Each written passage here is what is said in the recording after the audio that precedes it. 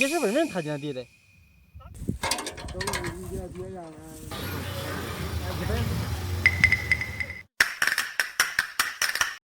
the wheat harvesting in rural China already mechanized? Then, why are so many people still standing beside the fields after the combine arrives, especially older farmers? And after more than half a year of work, how much money does a family actually have left once every cost is paid? Hi, I'm Hanghang. I live in Jincheng, a small city in northern China. This is my hometown, and the wheat we're harvesting today was grown by my family. After my business failed when I was 29, I started paying much closer attention to what a full year of farming actually earns. So today, I'm following this wheat all the way from the field to the local grain buyer, and I'm going to work out the numbers. My mom is taking me to the field today. She's walking ahead of me and making it look completely effortless, but after only a short distance, I'm already out of breath. Clearly, I've been sitting down too much. Your body doesn't lie. We finally made it. That whole stretch in front of us is the wheat my family planted this year. It looks like a lot on camera, but what we actually get from it may be less than you would expect.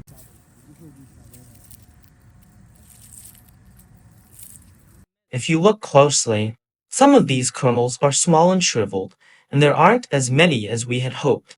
Still, we can't judge the entire harvest from a single head of wheat. We won't know the real answer until everything has been harvested and weighed. For my family, this field doesn't bring in very much cash. We've even talked about whether it makes sense to keep planting it, but the older people in our family hate seeing land left unused, so we keep planting it year after year. That's only my family's situation. It doesn't represent every rural family in China. For different people, a field can mean income, food for the family, a lifelong habit, or simply a responsibility they can't bring themselves to let go of. Our combine hasn't arrived yet, but the field next to ours got its turn first.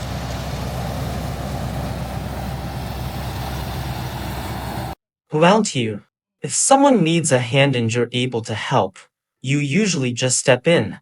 So when we saw them struggling with the cart, we went over to help push it. And we're not the only people waiting beside the fields. All of these people are waiting for the same thing. We are the combine. You might be wondering why so many older farmers still have to wait here when the harvest is already mechanized. If you've seen the huge, connected farms found in parts of the United States, the farmland around my hometown looks very different. Jincheng is surrounded by hills and mountains. So many of the wheat fields are divided into small plots along the slopes. Fields belonging to different families sit right next to one another, and their entrances, boundaries, and shapes aren't always obvious. When your turn comes, someone from the family usually needs to stay nearby. They show the driver where to enter, where the field ends, and which plot belongs to which family. They also need to be ready to collect and transport the grain. The combine takes care of the heaviest part of the harvest. But that doesn't mean people can simply leave. If the machine arrives and no one from our family is here, we could miss our place in line. And no one knows when we would get another chance. So these older farmers aren't standing here just to watch. They're protecting their place in line and the result of more than half a year of work. This heat is brutal. It's 35 degrees Celsius outside, which is about 95 degrees Fahrenheit. We've already been waiting for a long time, and we still don't know when the combine will reach us. The only thing we can do is keep waiting.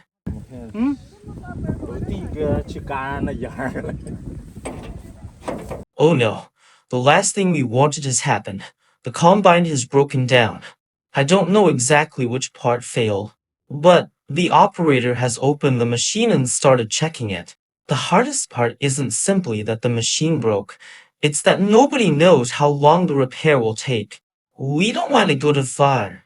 The other people waiting here haven't left either, because once the combine starts running again, the next field could be called at any moment, and that answers the question from earlier.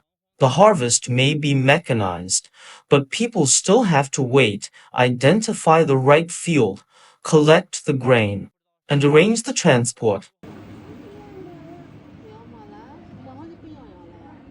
Alright, guys, it's finally our turn.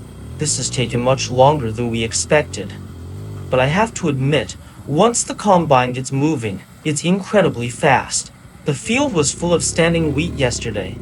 A few minutes later, all that's left is row after row of stubble. You might think we can relax now and simply wait for the grain to come out. Not quite. My mom still isn't resting. She's walking behind the combine with a sickle, cutting the wheat that the machine couldn't reach. The plots here aren't perfectly shaped. Some edges are sloped, and there are corners where a large machine can't turn easily. So after the combine passes, a few stalks are often left behind along the edges. For our family, every little bit counts. This gives us another answer to the question we started with. Mechanization makes the main harvest faster, but people still need to mark the boundaries, clear the corners, collect the grain, transport it, and dry it afterward. If you look around again, you may notice something else. Why are most of the people waiting in these fields older? Where are the younger people? I can't speak for every rural family in China based on what we saw today.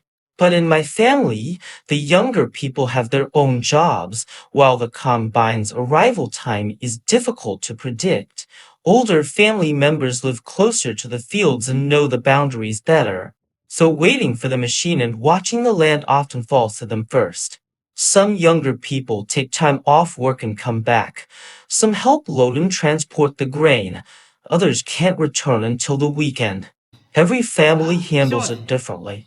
I came back today because the wheat harvest should never be left entirely to older people.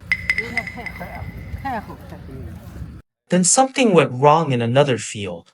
After the combine finished unloading at the previous field, the grain discharge system on the side wasn't shut off in time. So when the machine entered this field, it was pulling the wheat in while sending the newly separated kernels straight back onto the ground. At first, no one noticed. By the time people realized what was happening, some of the wheat had already been scattered through the stubble and soil. The grain didn't completely disappear, but collecting it again would be extremely difficult. There was no way to recover every kernel. The combine operator eventually paid the family 800 yuan in compensation, which is about 118 US dollars. I don't know whether that amount fully covered their loss. We don't know exactly how much wheat was scattered or how much could still be recovered, but at least the operator didn't simply leave. He stayed and worked out a settlement with the family.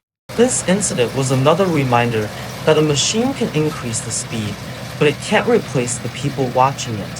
One small problem that isn't noticed in time can affect the result of more than half a year of work. With the combine roaring beside us, the wheat from our field was finally harvested and loaded onto the three-wheeled cart. But harvesting the wheat and turning it into money are two very different things. We still have to take it home, unload it, spread it out to dry, and then carry it to the grain buyer.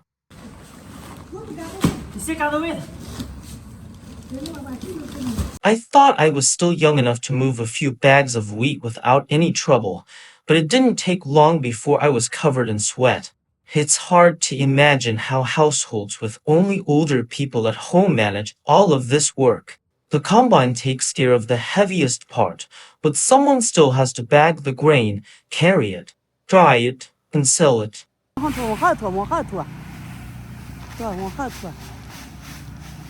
Freshly harvested wheat can still contain too much moisture. If the moisture level is above the buyer's limit, the grain may be discounted, counted at a lower weight, or even rejected if the reading is too high. The exact rules can vary from one grain buyer to another. So we're spreading all of the wheat out to dry and allowing the moisture level to come down. It looks simple, but the weather, the amount of drying time, and how often the grain is turned can all affect final sale.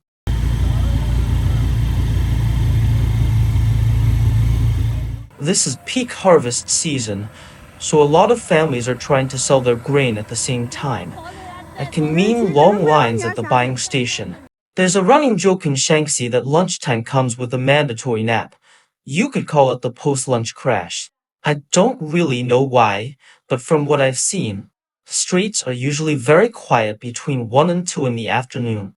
So, I decided to head to the grain station while everyone else was taking a nap. Before we could unload anything, a worker took samples from our wheat. He's testing the moisture level. The result can determine whether the station accepts the grain, whether any weight is deducted, and how the final price is calculated. Fortunately, our wheat met the station's requirements that day. After the test, the wheat was emptied into the receiving hopper below us. This conveyor continuously carries the grain toward the storage or processing equipment. Its purpose is straightforward. It reduces the need to move every bag by hand and allows large amounts of grain to be unloaded and stored in a steady flow. In the end, our wheat sold for 960 to yuan, which was about 140 to US dollars at the exchange rate used when the script was written. But that 960 to yuan is gross revenue from the sale. It isn't the actual profit from this field.